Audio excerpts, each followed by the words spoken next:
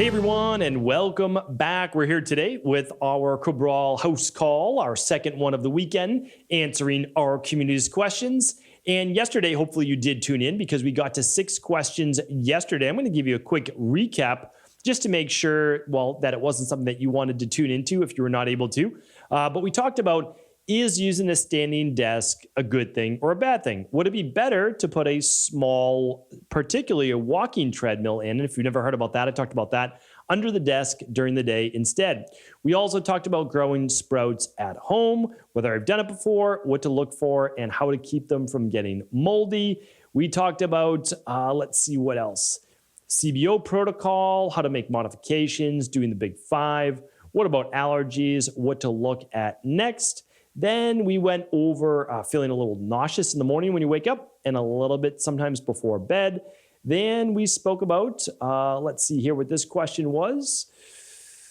What was it? Well, it was, can't find it online. Looking at what is my personal eating and nutritional supplement routine? Good question. So I was able to give you the tips on that. And then also thalassemia minor, we went over that as well. So great questions, great show yesterday. Hopefully you were able to tune in. If you weren't, you can find all shows over at stevencabral.com/podcasts.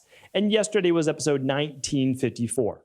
Today is episode 1955. So you can find the specific questions and read along over at stevencabral.com/1955. All right, let's get into all of our community's members' questions. We typically do 6 each day, so looking forward to getting into a half dozen today. All right, let's get into it. Kristen's up first. She says, hi there, love your content. You're doing great things. I'm a female in my late 20s, and I have had hormonal issues for a while. I got tested, and I have high estriol and low progesterone, which is estrogen dominance. I also have a huge cortisol spike in the morning above normal, and I'm looking forward to losing weight and love to work out in the morning first thing fasted. But I was wondering if you recommend eating something. If yes, what would you recommend given I'm looking to lose weight? Honey, a piece of fruit, celery juice, any other suggestions? Thank you so much. Thank you, Kristen, for writing in. Appreciate your kind words. It looks like you ran the stress hormones, mood, and metabolism test. I can't recommend that enough for anyone looking to find out what their hormones levels are like, their stress levels, their thyroid levels, and also, if they're not able to lose weight, great test to run. It used to be called the weight loss and metabolism test many years ago. Maybe you were with us back then. Okay, so I actually did a show for you on this, which broke down the science. It broke down the science, and I'm going to see if I can get you that episode because it was just this week yes, it was. It was absolutely this week. It was episode 1951. And I know it was mainly for PCOS and more high androgens. However, there were big takeaways overall. So if you are someone looking to calm cortisol and stress levels, calm excitatory androgen levels like testosterone in women, you want to make sure you're having some protein and healthy fat in the morning for breakfast. Now, you can still have carbs. Carbs are good, right? Because that helps what? Blunt cortisol, blunt stress. So what I'm recommending is this.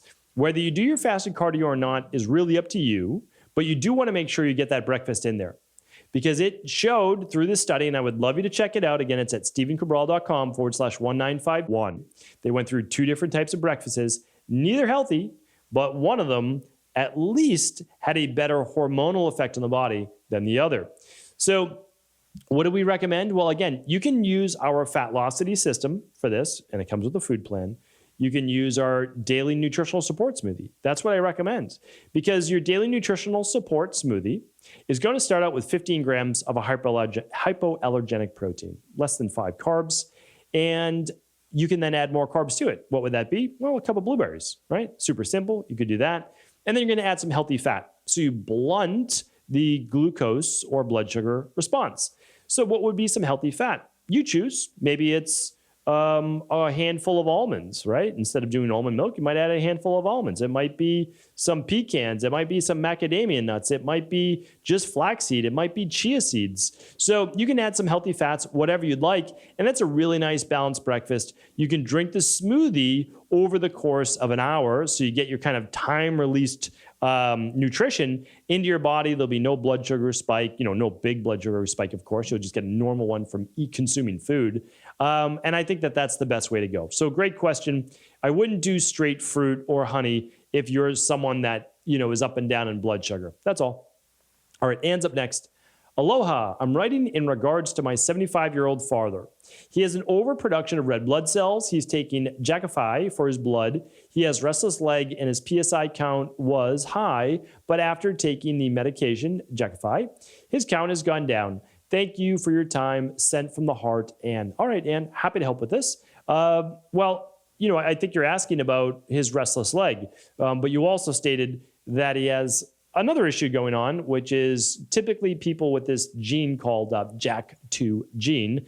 I think that's why we're talking about this. I'm assuming that's where the medication got its name. But again, I'm not giving you medical advice, a medical treatment protocol, or a cure. We don't do that, right? So that's not what we talk about on the podcast. I'm a doctor of naturopathy, board certified. I have a pretty diverse background, but I'm not saying that I'm acting as this person's medical doctor. Okay, now that I gave you all the disclaimers, what can we do? Well, we can look at restless leg, and the truth is, regardless of the dis-ease state that this person is in, I can't recommend enough for restless leg syndrome running a minerals and metals lab test, which is going to look at potentially low levels of magnesium, maybe even low levels of potassium. So electrolytes are very interesting. Calcium, magnesium allow for contraction of muscles. And when there's too little magnesium, sometimes the leg spasm, and we call it restless leg. So that's really important. Again, I can't tell you how much magnesium to take, and I can't even give you that recommendation because this person's on medication. They're 75 years old. I don't know what other medications they might be taking, but certainly if it was me in this position and I'm not on any other medications, I would look towards my electrolyte levels. And certainly the first one that comes to mind is magnesium. I would never use straight potassium, but I would get it from a food-based source. And of course, there are many food-based sources of potassium. I've done podcasts on it, so you can literally go to stephencabral.com/podcast and just type in potassium, and you'll see my Friday review on high potassium foods. All right, thanks, Anne. Anonymous is up next. I experience facial blushing in social situations where I feel uncomfortable or when the intention is on me, and then knowing my face is turning red makes it even worse because then I worry about, are people going to notice it or say something? It's a bad cycle. I know it's fight or flight response. That's happening, but my question is, what can I do about it for a long-term fix? And also, is there anything I can do in that moment when I feel it coming on to signal my body that it's safe and doesn't need to be in fight or flight? Yes, absolutely, 100%. I know what you're saying. This is simply a form of anxiety, and the anxiety for you isn't hand trembling. It's not dry mouth. It's not trembling. It's not any number of things. It's flushing, okay? And that's not abnormal. We get this vasodilation of the capillaries and blood around the face and the skin, and so not abnormal at all. But what do we do? Well, the thing is, there's two parts to this, okay? So the first part is you're asking me, is there something you can do in the short term? Well, yes, there is. There are things like full spectrum magnesium and adrenal soothe, and of course, this is always in addition to the daily foundational protocol, or at the very least, the daily nutritional support. I mean, thousands upon thousands of people use this every single day, probably tens of thousands of people every single day. This is the foundation. It's all your B vitamins. You need to make sure you're getting all your B vitamins. I don't know if you are. At the very least, I'm just going to give you the very least, I recommend daily nutritional support, omega-3 support, unless you're on blood thinners. Then after that, adrenal soothe and full spectrum magnesium. Now, if you haven't run a gut-based test, I would probably look at a gut-based test because a lot of these bacteria, when in balance, can cause a physiological issue to become a psychological issue, and that's from imbalanced gut bacteria. So I can't recommend enough running, at the very least, the Candida metabolic and vitamins test. Okay, so you've got some supplements at least to start with. Of course, always everyone's using on a daily basis vitamin D, unless they're maintaining a tan, like I've been over the last couple months because I've been fortunate enough to be down south here in the US. So I've been getting a tan a few days a week, which is really nice. Always like getting it from the sun if possible. But of course, if I've ever gone 2 days without getting some sun, I just use 4 drops of the liquid vitamin D. Super easy. Okay, so now we gave you some nutritional supplements. We gave you some labs. What do we do in the situation? Breath work, breathing. It's all about your breath. You control your fight or flight response, and you can control your fight or flight response with breathing. So I want you to go back to stephencabral.com/podcast and then go to my conversations with Cabral. Brian McKenzie, James Nestor, Patrick McEwen, and Dr. Belisa. 4 podcasts on breath work. I mean, that's a lot of material right there. It's like reading 4 books, speaking with these 4 people. I mean, they're experts in the field. Okay. And then one more is you could work with a really good qualified hypnotherapist that does regression therapy or NLP and begins to help you with why you're overreacting in these situations, okay? That's all. All right, so that's a lot to work on, and I know that you'll be able to work on this for sure, and you'll be able to overcome it like many, many other people in your position. Alexandro is up next. Dr. Cabral, I'm a 46-year-old male. I suffer from what I believe to be chronic issues from prostatitis to an immune system one. I recently changed my diet to 85% or so fruits and veggies. Symptoms are typical prostatitis symptoms, extreme body aches when dealing with a virus infection, constant fatigue, seasonal allergies, postnasal drip, chronic back pain. I'm interested in consulting with you to try to recover my happiness back. I must add that most of these issues have accompanied me since I was a teenager. Okay, let me see if I can pull this together. You recently changed your diet to 85% fruits and vegetables. But I'm assuming that you've already had these issues all along, because I'm going to give you 2 answers. The first one is this. If you change your diet to predominantly fruits and vegetables and you started having these issues, I would look at running at the big 5 ideally. I mean, Alexander, definitely the big 5. But if you're only able to run one, you're going to want to run the Candida metabolic and vitamins test, because it's possible that you have Candida overgrowth and or SIBO, or bacterial overgrowth, and that could be causing inflammation and immune issues. Okay, and it would be exacerbated if you started eating more fruit. I'm not saying fruit's bad for you. I also probably wouldn't eat 85% fruit, at least not right out of the gate, fruits and vegetables. So that's that. Now, so if that was the case and all the symptoms came on with this new diet, that's the lab I would run. And of course, I would move to a more moderate approach of diet, which I also gave you that on episode 1951. I know it's more female hormones, but it actually could be beneficial for you. But again, you probably want a more moderate approach to that. I would also run the minerals and metals test, again, at the very least, because a lot of people with prostatitis also have heavy metals, especially cadmium in men, okay? So that's a few places to start. What else can I give you? So again, run the big 5 if possible. If not, run the starter kit, and that's a great place to start. I also have many other podcasts on prostatitis, and we have a great product called Advanced Prostate Support. So I hope that's a good place to get started. You can find Advanced Prostate Support at equi.life. That's equi.life. That's where all of our labs are and all of my protocols. John's up next. Hi, Dr. Cabral. I believe you mentioned before that for stubborn cases of the CBO protocol, you may use citricidal drops and or GI balance. Can I include these during the CBO protocol to further maximize the impact of the CBO protocol? Or is there harm in including these without knowing if they're truly needed? I'm planning to use the citricidal drops during month 1 and GI balance during month 2 with the normal CBO supplements. If I use GI balance in month 2, do I need to take it with a different meal than when I'm taking the acidophilus? Thank you for your time.